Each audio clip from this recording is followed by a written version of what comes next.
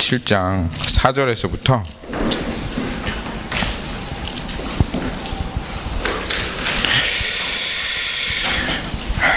로마서 7장 4절에서부터 우리 6절까지 말씀 한번 같이 보도록 하겠습니다. 로마서 7장 4절에서부터 6절까지 우리 다 같이 일어나셔서 오늘 3절 되는 말씀이기에 Romans chapter 7 verse 4 through 6. So let's read all together. 같이 읽도록 하죠. 하나 둘 셋. 그러므로 내 형제들아 너희도 그리스도의 몸으로 말미암아 율법에 대하여 죽임을 당하였으니 이는 다르니 곧 죽은 자 가운데서 살아나신 이에게 가서 우리가 하나님을 위하여 열매를 맺게 하려 함이라.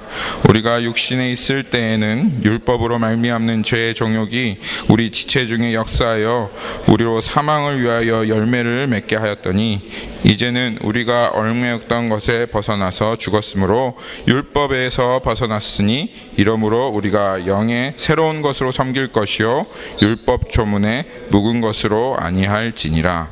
아멘. 아멘.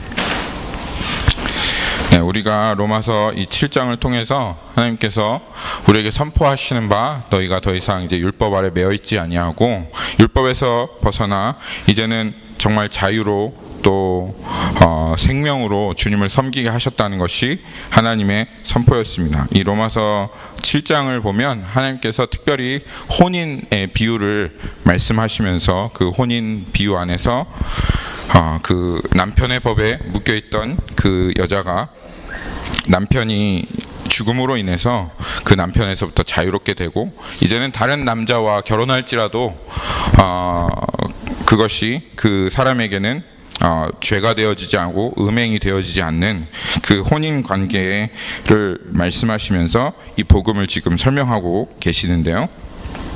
이 로마서 7장 4절에 보면 우리가 지난주에 잠시 살펴보았지만 이 가운데 한 가지 더 우리가 주목하고 싶은 그 말씀이 있습니다. 그 로마서 7장 4절에서 한 가지 더 주목하고 싶은 것은 거기 7장 4절 한번 보실까요? 그러므로 형제들아 너희도 그리스도의 몸으로 말미암아 율법에 대하여 죽임을 당하였으니 이는 다른 이 곧 죽은 자 가운데서 살아나신 이에게 가서라고 하는 그 단어입니다. 거기에 지금 한국말은 이 가서라고 번역되어 있는데요. 영어로 보면 영어로는 이렇게 번역되어 있습니다. Likewise, my brother, you also have died to the law through the body of Christ, so that you may belong to another. 그렇게 되어 있죠. 거기에 가서라고 하는 단어를 belong이라고 번역하고 있어요. 여러분 여기 그리스도께로 갔다라고 하는 갔다, 그리스도께로 갔다 여기 belong이라고 하는 그 단어에서 여러분 느껴지는 그 이렇게 번역한 이유가 뭘까요? 무슨 생각이 드십니까? 힌트는 이 혼인의 비유가 계속 되어지고 있다는 겁니다. 예수 그리스도께 갔다. 한국말로는 남자에게 가는 걸 뭐라고 그러죠? 시집 갔다 그런 뜻입니다. 네, 시집 갔다 그런 의미로 지금 얘기하고 있는 거죠. 영어로는 belong이라고 하는 것은 여자와 남자에게 결혼하면 남자에게 속하기 때문에 그렇습니다. 자매님들 남자에게 속하게 됩니다. 어쩔 수 없습니다. 죄송합니다.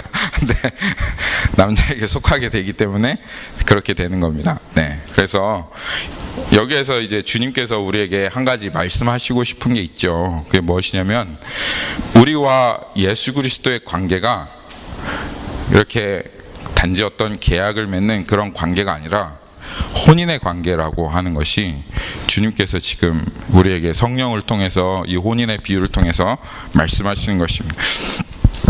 여러분 예수 그리스도의 관계가 내가 지금 그리스도와 함께 맺은 그리스도와의 관계가 혼인의 관계임을 여러분 아셨습니까? 만약 모르셨다면 오늘 이 관계가 혼인의 관계인 것을 여러분들이 아시기를 바랍니다. 예수님께서 우리와 혼인하시려고 우리와 영원토록 함께 거하시기 위해서 주님은 그 대가가 무엇인지를 아셨습니다. 세상에 있는 하늘에 있는 그 모든 것들을 다 포기하시고 인간의 몸으로 오셔서 그리스도께서 그 자신의 모든 것을 다 내걸고 십자가에 못 박혀 죽지 아니하시면, 그러면 주님은 우리와 혼인할 수 없다는 것을 분명히 아셨습니다. 그럼에도 불구하고 주님께서 우리들을 이 한낱 피조물에 불과하고, 그리고 주님 앞에 범죄하여 이제는 지옥에 떨어질 수밖에 없는 그런 우리들을 사랑하셔서 그 모든 것들을 포기하시고 이 땅 가운데 오셔서 너 나와 혼인할래? 라고 물어보시는 것이 하나님께서, 예수님께서 우리에게 말씀하시는 그 초청의 메시지입니다. 그래서 내가 예수님을 영접했다라고 하는 그 말은 I believe you, I believe in you, 나 예수님 당신을 믿어요, I will follow you, 저 당신을 따라가겠습니다 라고 하는 그 우리의 고백은 그냥 어떠한 고백이 아니라 오늘 말씀에서 말하는 것처럼 예수님에게 시집 가는 것과 같이 우리 예수님과 나 영원히 그런 그 아내와 남편의 관계를 맺겠습니다, 그러한 의미인 것입니다. 성경에서 우리가 그리스도의 신부되었다, 예수님을 믿는 자들은 그리스도의 신부된 사람들이다 라고 하는 것을 성경에서 분명하게 이야기하고 있습니다. 첫째로 어디를 볼까요? 에베소서를 한번 봅시다. 에베소서를 보면 에베소서 5장으로 한번 가볼까요? 에베소서 5장 31절 32절. 주님께서 창세전부터 마음 가운데 예수 그리스도를 계획하시고, 그리고 그 모든 것을 다 포기하고 내려놓고 우리가 그 그리스도와 함께 관계를 맺게 하려 하시는 것을 이 마음속에 디자인하시고, 그리고 나서 결혼을 만드신 겁니다. 그래서 에베소서 6장 5장 31절 32절 보면, 그러므로 한 사람이 부모를 떠나 그의 아내와 합하여 그 둘이 한 육체가 될지니 이 비밀이 크도다. 나는 그리스도와 교회에 대하여 말하노라. 내가 이 아담과 하와가 한 몸이 되어서 Ephesians chapter 5 verse 31 to 32. So 이 아담과 하와를 한 몸이 되게 하셔서 그 부부가 되게 하신 이것은 비밀이 있는데, 그 비밀은 무엇이냐면 교회와 그 예수님과의 관계를 얘기하는 것이다 라고 지금 하나님께서 말씀하고 계시는 것입니다. 그리고 우리 고린도 전서도 한번 찾아볼까요? 고린도 후서네요. 고린도 후서 11장 한번 보겠습니다.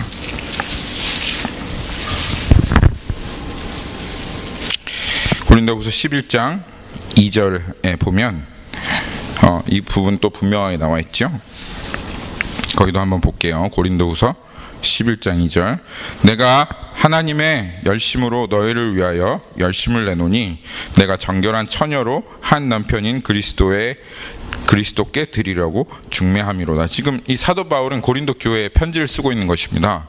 그런데 이 고린도 교회에 편지를 쓸 때 사도 바울이 무엇을 하려고 하느냐? 이 고린도 교회와 예수 그리스도를 중매하려고 한다, 그런 뜻이에요. 여기에서 분명히 얘기하고 있는 것이 교회와 이 교회 안에 있는 성도들과 예수 그리스도의 관계는 분명히 이 혼인의 관계, 결혼의 관계라고 하는 것입니다. 그리고 마지막으로 이걸 하나를 더 찾아볼게요.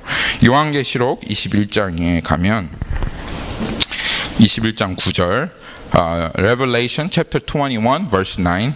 If you look at that verse, we also see this imagery, the relationship between the church and the Christ, and it clearly shows that the relationship is not just friendly relationship or mutual agreement relationship or partnership. It is the relationship of marriage right here. If you look at chapter verse 21, 9.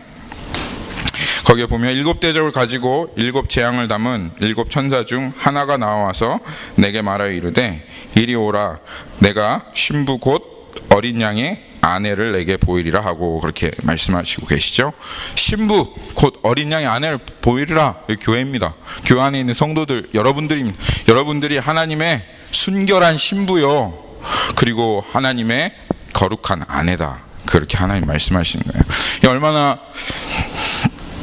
얼마나 로맨틱한 일인지 모르겠습니다. 어떤 한 남자가 있는데요. 그 남자가 한 여자를 그 한 여자를 사랑해서 그 여자를 위해서 직장도 버리고, 그리고 왕인데 왕자도 다 버리고, 이 땅에 정말 여러분 그 여자를 사랑해서 그 여자를 위해서 모든 것을 다 버리고 목숨까지 버리고 나 당신 사랑해, 나랑 함께 합시다 이렇게 말한다면 별로 감동이 안 오시죠? 왜냐면 왠지 아세요?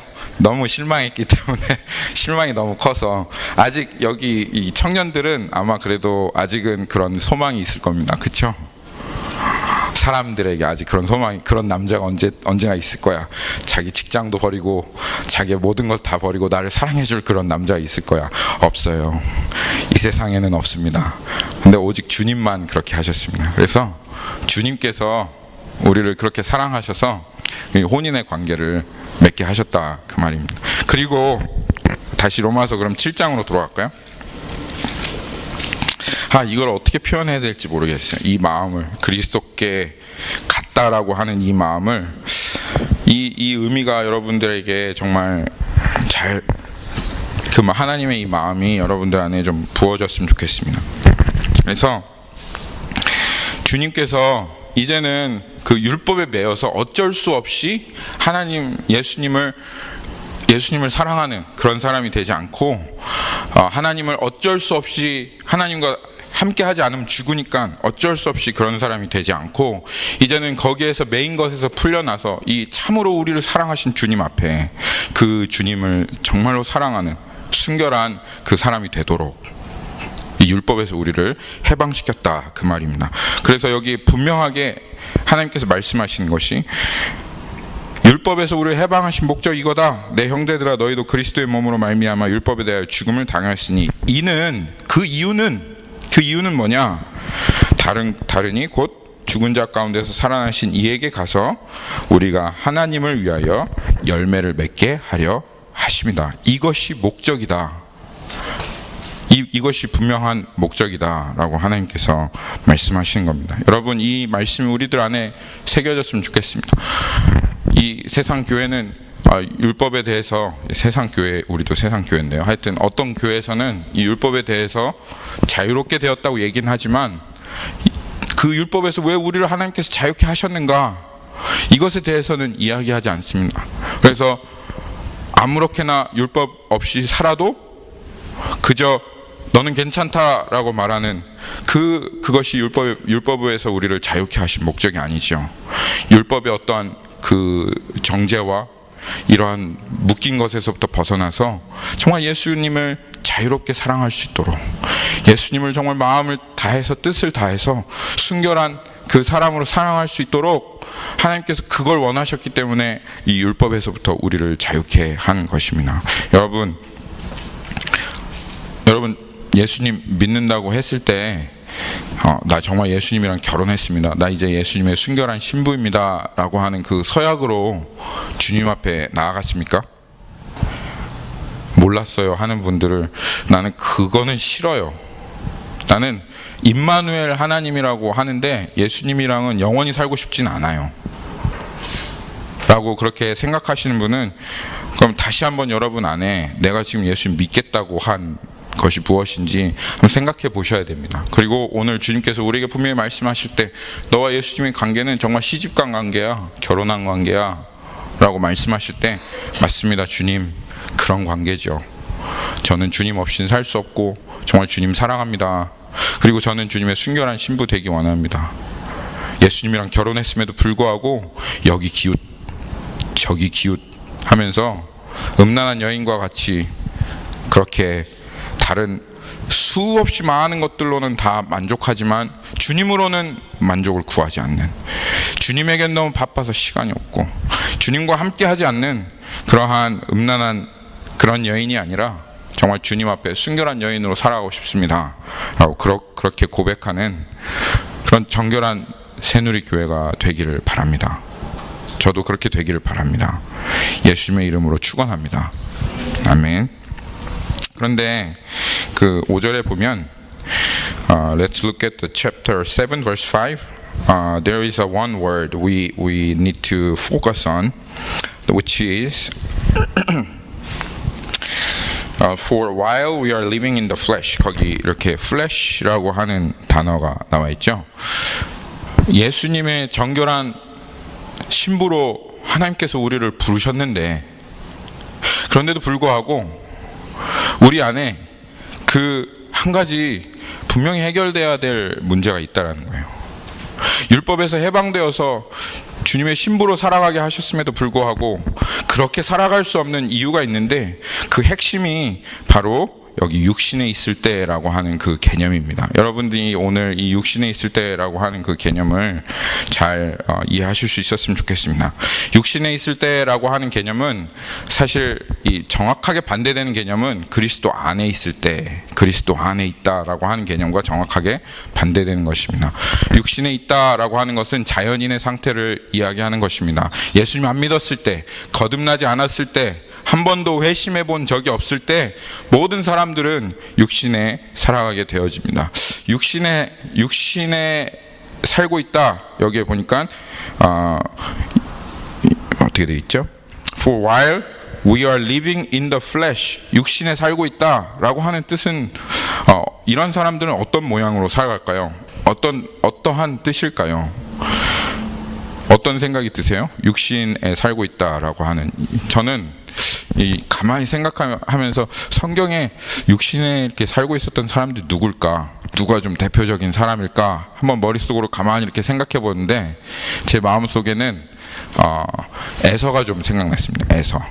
아주 그 육체파로 털이 북슬북슬하고, 그리고 같이 다닐 것 같지 않은, 홀로 외롭게 사냥하고 자기 혼자서 다닐 것 같은 그런 사람, 에서가 약간 육신에 있었던 사람 중에 대표적인 사람이 아닐까, 그런 생각이 듭니다. 이 육신에 있다라고 하는 말은 굉장히 추상적인 단어이지만 또 여러 가지 많은 것들을 포함하고 있지만, 좀 한마디로 이것을 정의한다고 하면 어렵지만, 나를 의지하고 그리고 나를 이렇게 높이기 원하는 그 성향, 그 목적 자체가 결국 그 끝에는 내가 있는, 이게 육신에 있는 사람의 모습이고 성향이고, 그리고 그 사람들이 살아가는 목적과 방향입니다. 그래서 육신에 있다라고 하는 것은 어떠한 사실, 딱 정해져 있는 어떤 사실이라기보다는 육신에 있다라고 하는 것은 경향성을 얘기해요. 텐던시. 그 사람이 그렇게 계속 움직이고 나아가는 그 경향성이 육신에 있는 그 사람이다라고 하는 말을 제대로 표현할 수 있는 말이라고 할 수 있겠습니다. 성경에 보면 육신에 있는 사람들에 대해서 많은 표현들이 있는데요. 근데 제 마음속에 이 육신에 있다라고 하는 이 사람들의 가장 큰 성향은 경쟁이라고 생각합니다. 경쟁.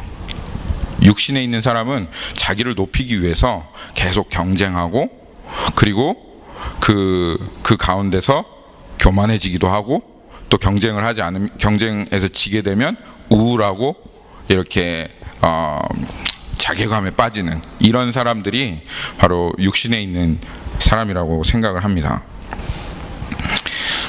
저는 경쟁하기 싫어하는데요. 여러분, 경쟁하기 싫어하시는 분 있으세요? 왜 경쟁하기 싫어하시나요? 저는 평화주의자라서 경쟁하고 싶지 않습니다. 저는 원래 자체적으로 경쟁을 싫어하고 컴페티티브한 이런 걸 싫어합니다. 그런 사람은 없습니다, 여러분. 왜 경쟁을 싫어하냐면 질 게 뻔해서 싫어하는 거예요. 그래서 사람들 중에 보면은 경쟁을 극도로 싫어하는 사람이 있어요. 나는 절대로 달리기도 안 해. 나는 뭐 이렇게 같이 하나 하는 것도 안 해. 이 사람이요, 가장 경쟁적인 사람이에요. 왜냐면 지기 싫어서 경쟁도 못 하는 거예요. 그냥 선의의 경쟁을 하고 나중에 가서 내가 지면 너 잘한다, 네가 나보다 낫다, 이렇게 얘기해 주면 되는데 그렇게 하고 싶지도 않은 거예요. 그래서 경쟁을 극도로 싫어합니다. 그런데 오늘 이 로마서 7장 5절에 보면은 주님께서 말씀하시는 거예요. 때가 있다, 이렇게 얘기하세요. For while We are living in the flesh. 너희들이 이 육신에 살고 있었을 때 모든 사람은 태어나자마자 육신에 속합니다. 저는 알아요. 요한이 찬송의 경배의 사랑을 보면은 이 아주 그냥 경쟁이 자기의 동기가 되어서, 그래서 이 경쟁하면서 살아가려고 살아가는 그 삶의 이 방향성이 너무나도 확실하고 분명하게 그렇게 드러나는 것을 봅니다. 우리 안에 나는 육신에 있지 않아요 라고 말하는 사람은, 그런 적 한 번도 없어요 라고 말하는 사람은 소크라테스가 얘기한 명언을 잘 들어야 됩니다. 너 자신을 알라. 이 명언을 잘 알아야 됩니다.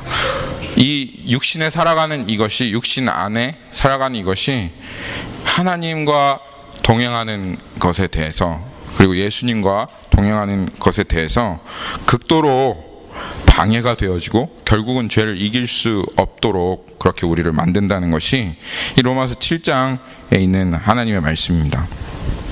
이 무한 경쟁의 시대에서 육신에 살아가는 그 사람들은, 육신 안에 살아가는 사람들은 어떠한 모습으로 살아가게 될까요?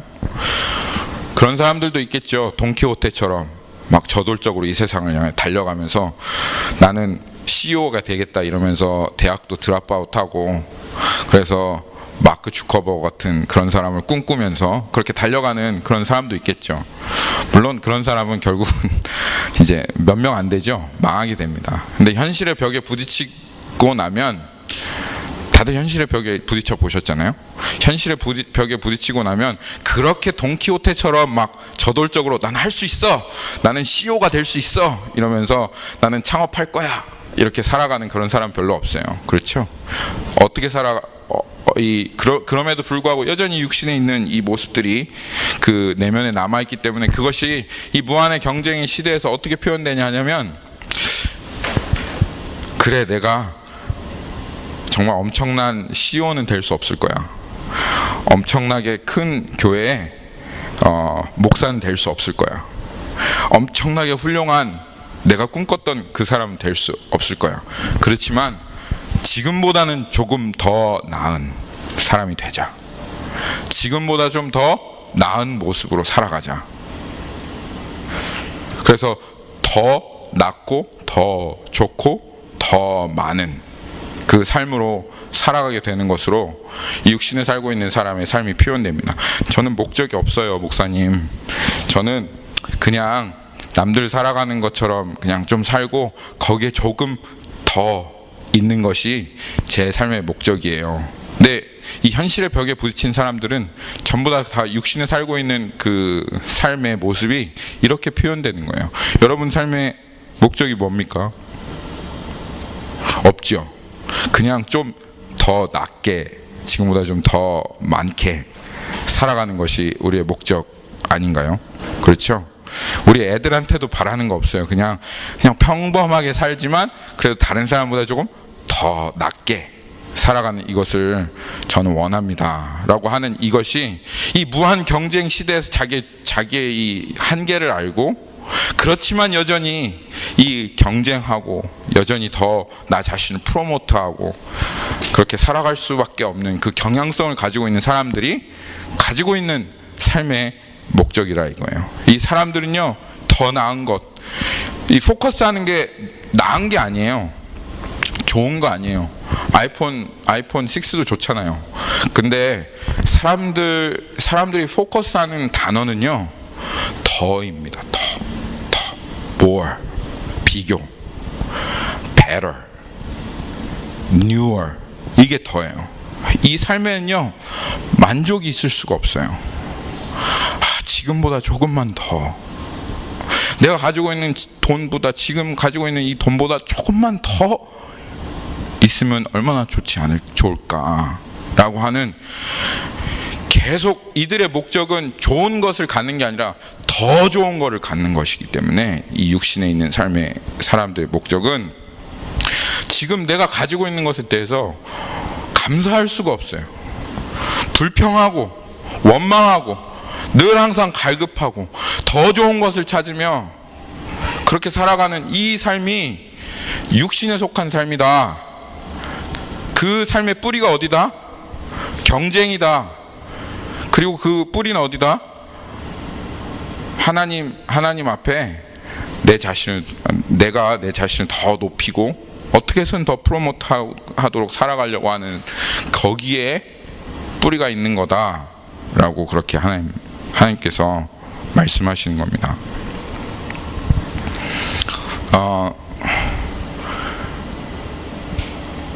더 나은 삶, 더 좋은 것, 이 계속 더더에 포커스를 맞추며 살아가는 이 삶이 뭐가 나빠요? 우리 아들도 그렇게 되면 좋겠는데, 여러분, 우리 그리스도인의 신부가 된 우리들은요, 더 나은 삶, 더 재밌는 거, 더 좋은 거 얻기 위해서 살아가는 그런 사람들 아니죠. 우리 크리스찬들은 주님 한 분만으로 만족하는 삶을 살아가는 게 우리들입니다. 우리 아이들도 여러분 더 나은 아이들이 되길 바라십니까? 지금보다는 조금 더 공부 잘하는, 지금보다는 조금 더 직장 잘 잡는 그런 아이들 되기 원하십니까? 여러분, 그러면 그 소원은 우리 아이들 육신에 속한 사람 되었으면 좋겠다, 그 말이에요. 예수님도 잘 믿지만 여전히 육신 벗지 않은 그런 아이들 됐으면 좋겠다, 그 말이에요. 여러분, 우리 아이들이 우리 아이가 있는 우리 아이들이 이렇게 되길 바라야 됩니다. 예수님 한 분으로 만족하는 우리 아이들 되었으면 좋겠다.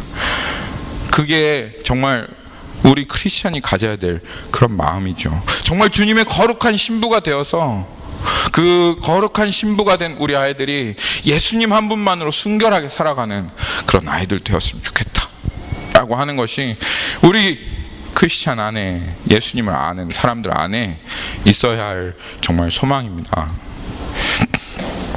그런데도 불구하고 세속적이 아니죠. 좀 더 나은 삶, 지금보다 좀 더 가진 삶, 더 좋은 것으로 좀 그것들을 구하고 살아가는 이 삶, 그게 뭐가 나빠요, 목사님? 왜 그렇게 살면 안 돼요? 왜 그것이 왜 육신의 삶이라고 얘기합니까?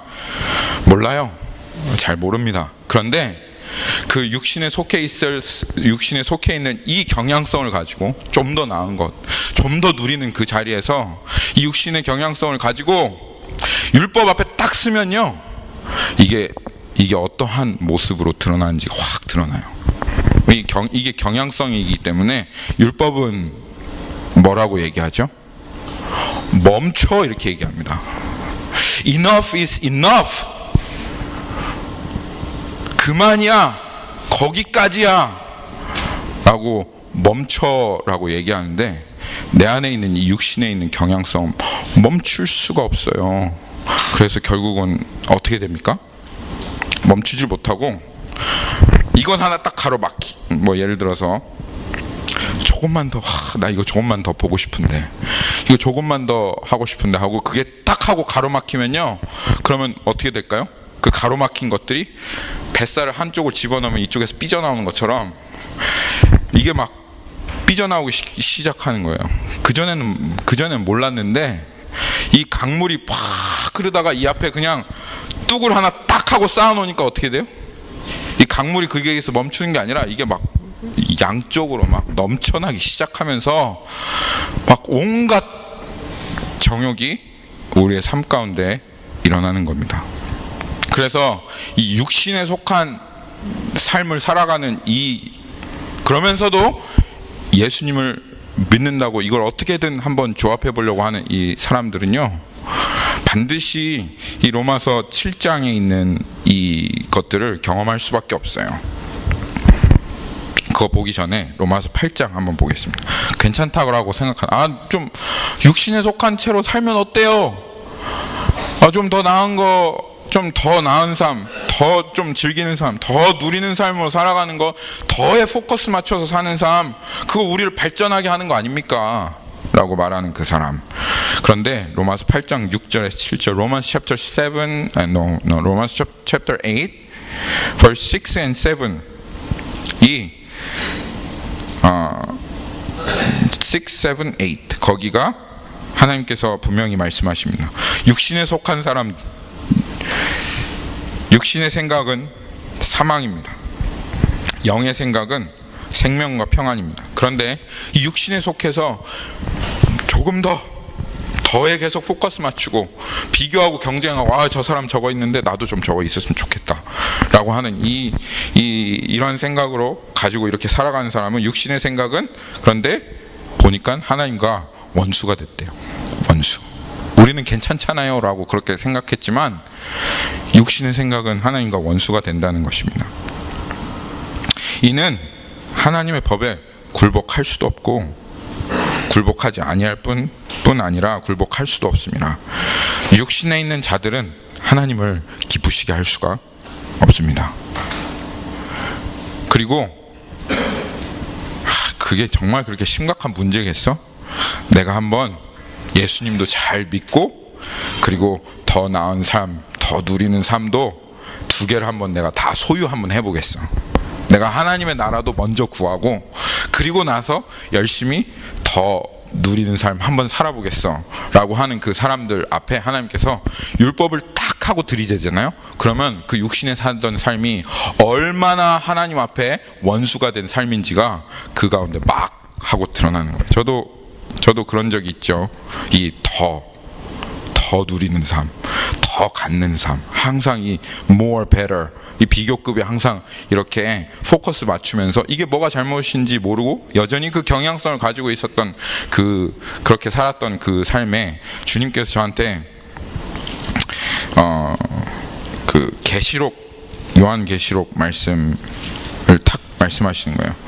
음행하는 자는 하나님의 나라를 유업으로 이룰 수 없다 라고 하는 그 말씀을 저한테 딱 주신 거예요.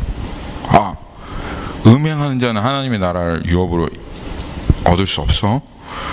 그러면서 하나님 앞에 음행하고 음란물을 보는 이 나의 모습을 하나님이 딱 지적하시니까 그럼 지금부터 나 음행하지 말고 음란물 보지 말아야 되겠다 하고 내 안에 이 경향성이 있는지도 모르고 그 육신에 있는 그것을 탁 하고 멈추려고 딱 멈췄어요. 그래서 절대 이제 음란물 안 보고 음행도 하지 말아야지 라고 하는데 그게 어떻게 돼요? 그게 멈춰지지가 않는 거예요. 그러면서 슬그머니 나를 정당화하고 음란물은 아니지만 이 성인물은 괜찮을 거야. 이거는 예술 작품이야. 이러면서 성인물을 틀어서 내 음란한 마음을 만족시키려고 하고 웃지만 이게 얼마나 비참한 일인지 모릅니다. 게임은 괜찮아. 성인 게임 이거는 음란물이 아니야. 게임이야. 그래서 게임하고 애니메이션은 괜찮아. 이건 만화인데 뭐 이게 음란물이겠어? 소설은 괜찮아. 이건 소설이야. 이러면서 하나는 막았어요.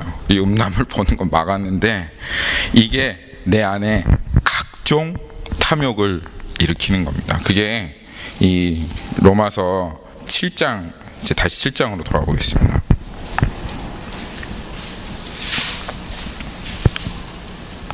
로마서 7장이 얘기하는 거예요. 7장 8절 7절부터 한번 읽어볼까요? 그런즉 우리가 무슨 말을 하리요? 율법이 죄냐? 그럴 수 없느니라. 율법으로 말미암지 않고서는 내가 죄를 알지 못하였더니 곧 율법이 탐내지 말라 하지 아니하였다면 내가 탐심을 알지 못하였느니라. 그러나 죄가 이 기회를 타서 무슨 기회를 탔죠? 여전히 육신 안에 속해 있고 여전히 더 경쟁하고 심지어는 하나님과 경쟁하려고 하는 이 경향성을 알지 못하고 지금 하나님께서 율법을 통해서 우리에게 보여주시려고 하는 것은 너의 안에 지금 하나님과 원수된 것이 있다, 육신이 있다라고 하는 것을 보여주시려고 율법을 주셨는데 그걸 알지 못하고 이 죄가 이제 기회를 타서 이걸 끊어보려고 애쓰고 노력하고 하는 그 사이에 이게 죄가 기회를 타는 거죠. 그래 기회를 타서 계명으로 말미암아 내 속에 어떻게 해요? 온갖 탐심을 이루었나니 이제는 한 가지만 탐내는데 아주 그냥 이 탐심이 정면이 가로막히니까 옆으로 삐져나와가지고 온갖 탐심이 내 안에 이루어지는 겁니다. 그래서 율법이 없으면 죄가 죽은 것임이라. 전에 율법을 깨닫지 못했던 때는 내가 살아났다니 계명 이름에 죄가 살아나고 그리고 나는 어떻게 됐어요? 나는 죽었도다. 아이고 내가 죽었구나. 율법이 내가 죽은 것을 너무나도 분명하게 확실하게 보여준다는 겁니다. 다시 그러면 로마서 chapter 7 verse 5로 돌아갈게요. 거기 보시면 우리가 육신에 있을 때는 율법이 우리에게 탁 다가오면 어떻게 됩니까? 죄의 정욕이 더 살아나는 거예요. 미친 듯이 막 우리 안에 이렇게 보여지고 살아나게 되어지는 겁니다. 거기 영어로는 그렇게 되어 있어요. For while we are living in the flesh, our sinful passion이 어떻게 된다고요? Arouse. 무엇으로? 율법으로 arouse 되는 거예요. 그러니까 하나님 말씀을 지켜보려고 더 애쓰고 노력하면 할수록 내 안에 이 죄된 정욕이 막 더 일어나는 것을 경험하게 되고, 그것으로 인해서 어떻게 돼요? 내가 아이고 죽었구나. 아, 죄는 살아나고 나는 죽게 되는 이런 일이 일어나는 겁니다. 너무나도 안타까운 것은 율법의 기능이 이러합니다. 우리 안에 육신이 있음을 보여주는 겁니다. 그리고 내가 육신의 안에 있음을 보여주는 것이 율법의 기능임에도 불구하고 이 로마서 7장에서 와, 우리가 예수 그리스도께서 십자가에서 이 의문에 쓴 증서를 다 도말하셨대. 거기에 있는 빚들을 다 갚아주셨대. 이제 더 이상 하나님께서 율법에서 우리를 이제 자유롭게 해주셨고, 더 이상 이제 율법으로 우리를 정죄하지 않으신데, 와, 이제 자유다 라고 하는 메시지는 이 교회 안에서 수없이 많이 선포가 되어집니다. 이제는 복음이야, 이제는 믿음이야 라고 하는 그 메시지는 교회 안에서 수없이 전파돼요. 그런데 사실 이 율법으로 다루려고 하는 더 나은 삶, 더 누리는 삶, 더 좋은 것 구하는 삶, 이게 정말 율법으로 하나님께서 육신으로 다루려고 하시는 것인데, 그것에 대해서 말하지 않는 거예요, 교회 안에서. 그래서 더 잘 되는 나, 이 책 읽어보셨어요? 더 잘 되는 나. 이거 진짜 오늘 말씀하고 완전히 대치되는 말씀이잖아요. 더 잘 되는 나, 예수 믿고 더 잘 되라, 이 말이에요. 잘 되는 나. 그러니까 교회에서 예수님 믿고, 자 이제 예수 믿었으니까 좀 더 나은 삶을 살아라, 더 누리고 더 편안한 삶을 살으라 라고 하는 그런 메시지를 계속 던져주는 거예요. 그리고 나서 이 율법이 어떻게 하나님께서 우리에게 주셨는지를 교회가 말하지 않는 겁니다. 그러면 이 율법에 대해서 정말 율법을 율법대로만 사용해서 이 교회가 이 율법을 선포하면 어떻게 될까요? 사람들이 어떻게 될까요? 사람들이 어떻게 될 것 같아요? 더 잘 되기 위해서 살아가고 있는 이 사람들이 어떻게 될 것 같아요? 이 육신 안에 살고 있는 사람들이 어떻게 될까요? 죽어가는 거예요. 다 죄는 살아나고 나는 죽는 거예요. 이렇게 되니까 교회에서 아예 이 율법에 대해서 얘기하지 않습니다. 그런데 사도 바울이요, 갈라디아에서 너 절대로 율법을 따라서 살면 안 돼. 넌 율법에서 자유한 거야. 이제는 영의 새로운 것으로 섬기며 살아가야 될 사람들이 너야 라고 그렇게 갈라디아에서 말했던, 율법에서 벗어나야 됨을 얘기했던 그 사도 바울이요, 디모데 전서로 한번 가볼까요?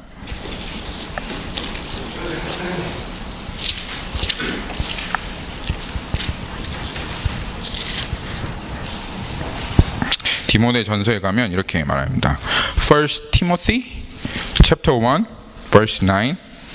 Even Paul, if you look at the Galatians, he says you got to be you do not have to hold on the law, written cord.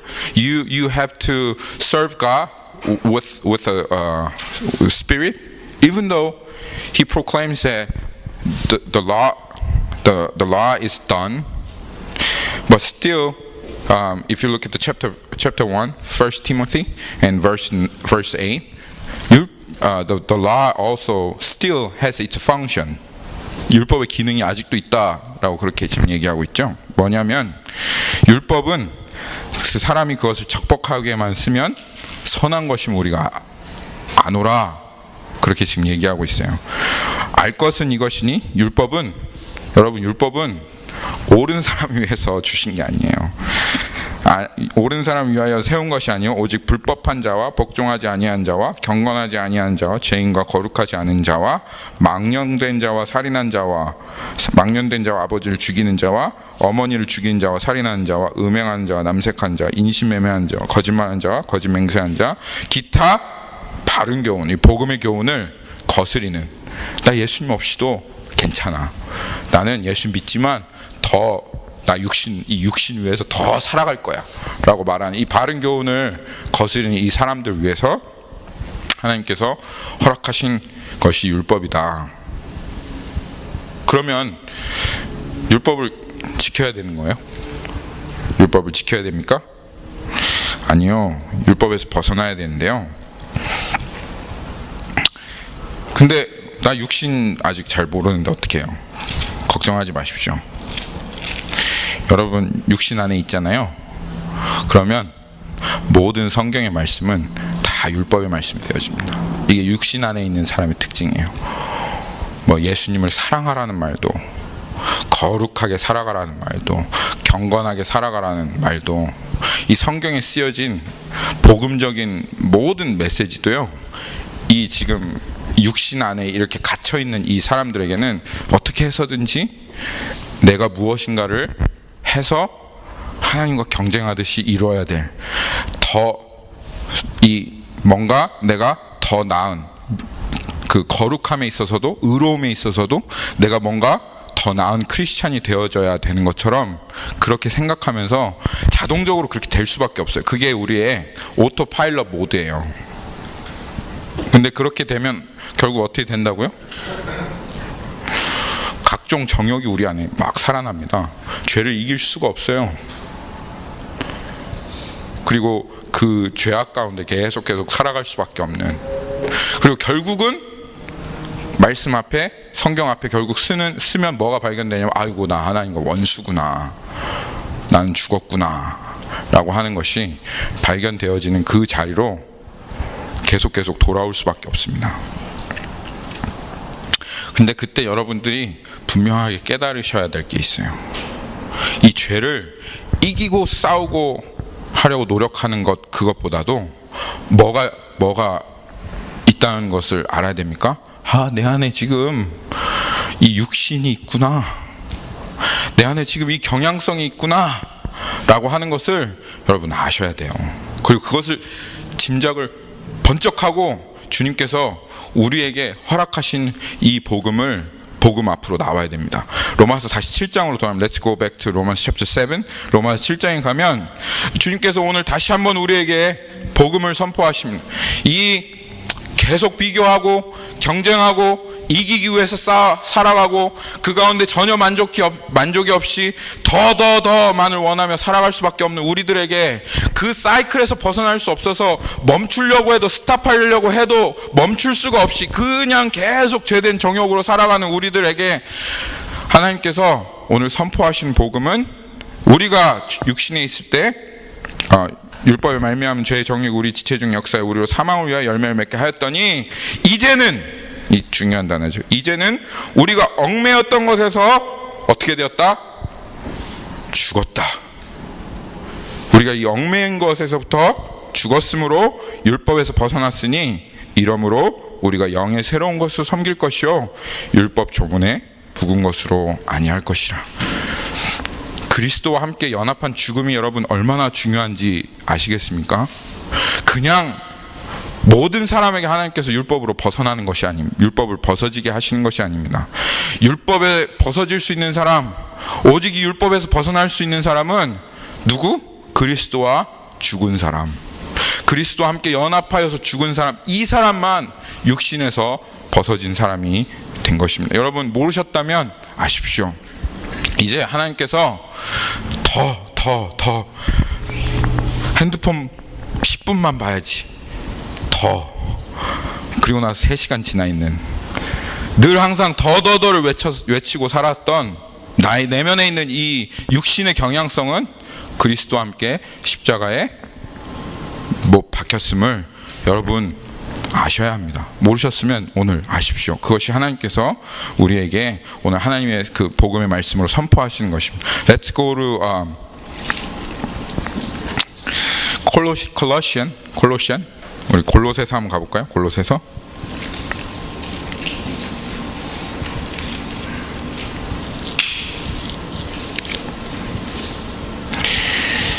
지난 밤에 우리 성목이랑 골로새서 1장에서 4장까지 말씀 기도했는데 얼마나 하나님께서 은혜를 많이 주셨는지 너무 감사했습니다. 골로새서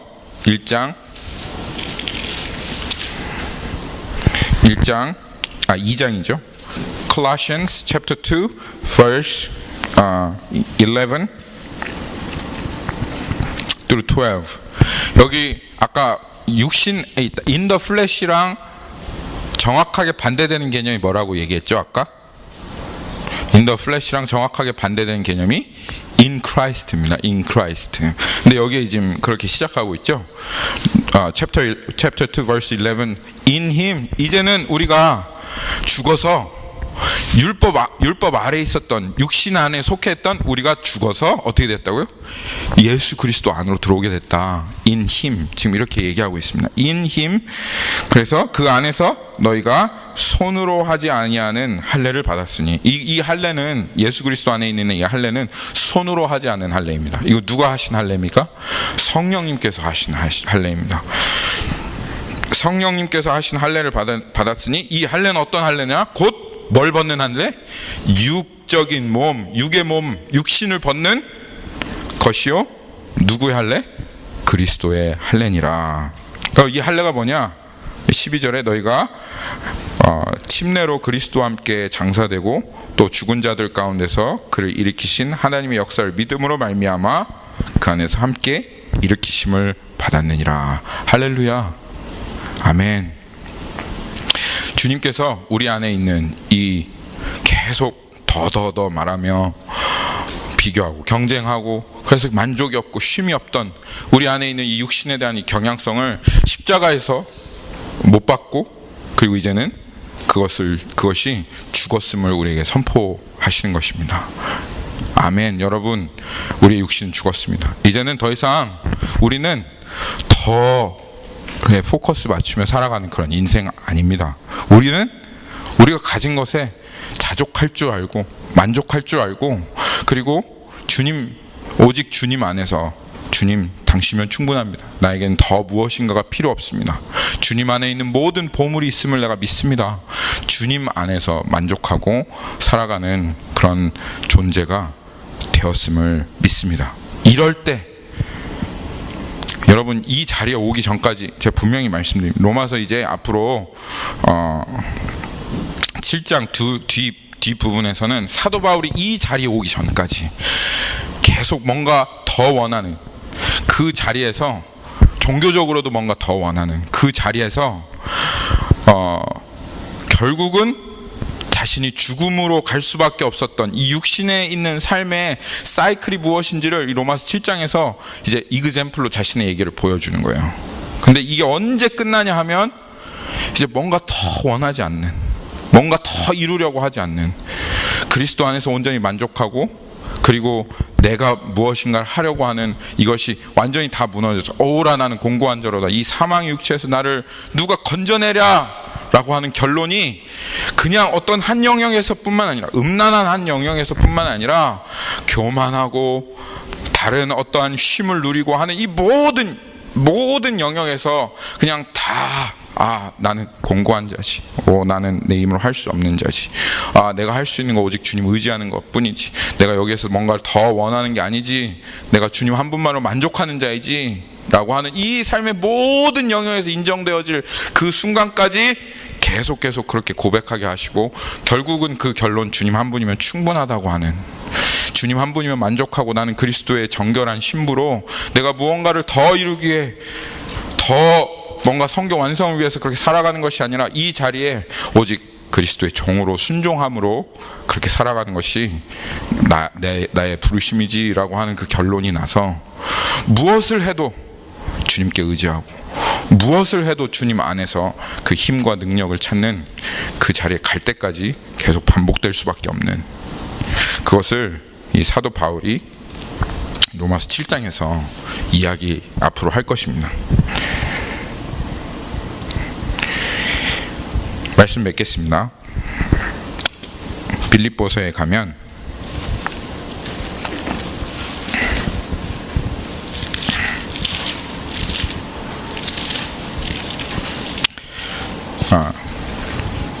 필리피엔이죠. 필리피엔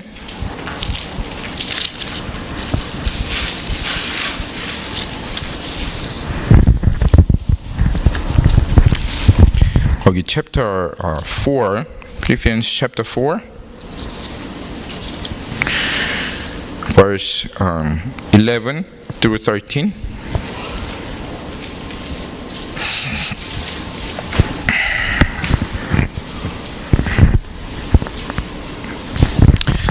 이 말씀이 사도 바울의 이제 결론이 되어지는 말씀입니다. 내가 궁핍함으로 말하는 것이 아니니라 어떠한 형편이든지 나는 자족하기를 배웠노라. 어떠한 형편이든지 나는 만족하는 것을 배웠노라. 어떠한 형편이든지 좀 저거 더 있었으면, 이거 조금만 더 누렸으면 좋겠다 라고 하는 것이 아니라 만족합니다 라고 하는 것을 배웠는데, 나는 비천에 처할 줄도 알고 풍부에 처할 줄도 알아.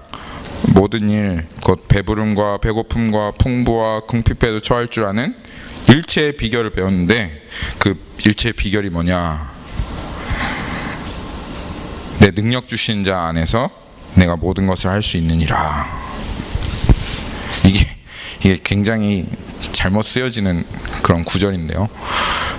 하나님께서 능력 주시니까 너 이 좋은 대학교 들어갈 수 있어, 좋은 직장 얻을 수 있어, 너에게 불가능이 없는 거야 라고 하는 그런 말씀이 아니라, 하나님께서 능력 주셨기 때문에 나는 어떠한 상황에 내가 처한다 할지라도, 내가 어떠한 그 자리에 있다 할지라도 그 능력 주신 자 안에서 나 주님 한 분만으로 만족할 수 있어. 무화과 나무에 소출이 없고 감람나무에 소출이 없고 외양간에 송아지가 없어도 난 오직 여호와 한 분으로 즐거워하리. 이 육신을 벗어버리고 정말 주님 한 분만으로 만족하고, 그러지 못할 때 오직 주님께 나아가는 것이 우리 죄된 이 삶에서 벗어나는 길인 것을 여러분 믿으시기 바랍니다. 그리고 오늘 거룩한 신부로 주님 앞에 나아가는 그런 우리가 되었으면 좋겠습니다. 주님께서 나를 오직 주님만으로 만족하게 하시는 그런 거룩한 신부로 부르셨다.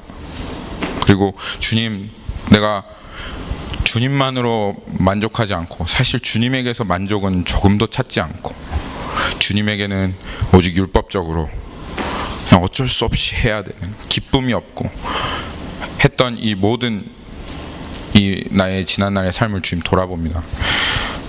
남편 되신 주님에게 만족을 얻지 않고, 마치 우리 남편 되신 주님은 아무런 기쁨과 만족을 줄 수 없는 그런 남편인 것처럼 생각하여 그렇게 이리저리 기웃거리며 이곳 저곳에서 다른 남편들, 다른 남자들 통해서 그렇게 만족을 누리려고 했었던, 정결함이 없었던, 부정하였던 그런 나의 이 삶을 주님 앞에 회개합니다. 그리고 오늘 다시 비록 고멜과 같은 나이지만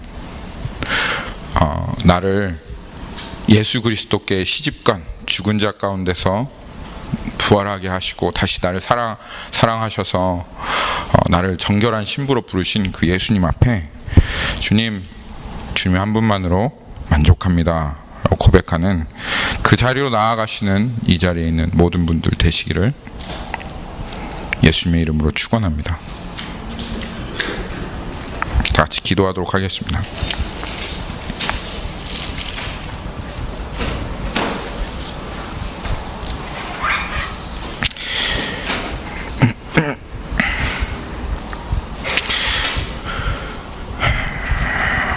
살아계신 주님, 오늘 이 자리에서 얼마나 우리가 주님 앞에 정결한 신부로 서기 원하시는 하나님의 마음을 보여주십시오.